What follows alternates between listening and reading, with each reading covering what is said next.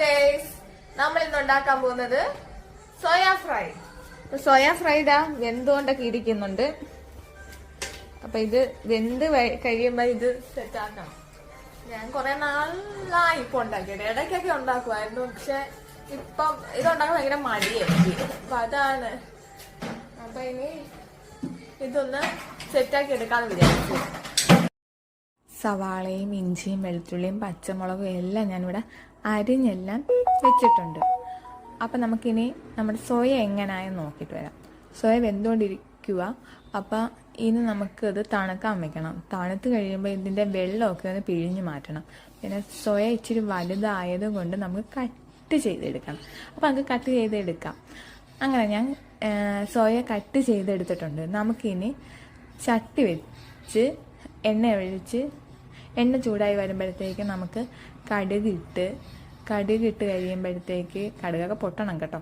പൊട്ടി കഴിയുമ്പോഴത്തേക്ക് നമ്മുടെ ഇഞ്ചിയും വെളുത്തുള്ളിയും കൂടെ ഞാൻ ഇടുന്നുണ്ട്.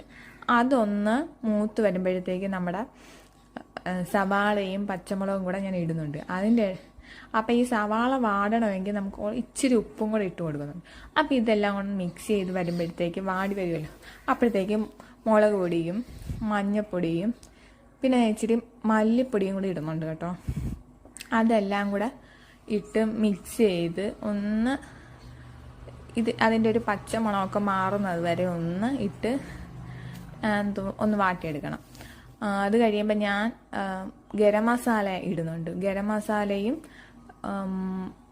കുരുമുളക് പൊടിയും ഒക്കെ ഇട്ടൊന്ന് മിക്സ് ചെയ്തെടുക്കുന്നുണ്ട്. പിന്നെ നമ്മുടെ സോയ എടുത്ത് സോയയും കൂടി ഇട്ട് നമ്മുടെ മിക്സ് നമ്മുടെ മസാലയൊക്കെ ഉണ്ടല്ലോ ഈ സോയക്കകത്തോട്ട് പിടിക്കണം.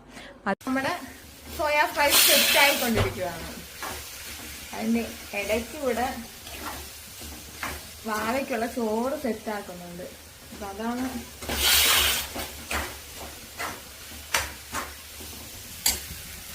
അങ്ങനെ നമ്മുടെ സ്വാദിഷ്ടമായ സോയ ഫ്രൈ റെഡി ആയിട്ടുണ്ട്.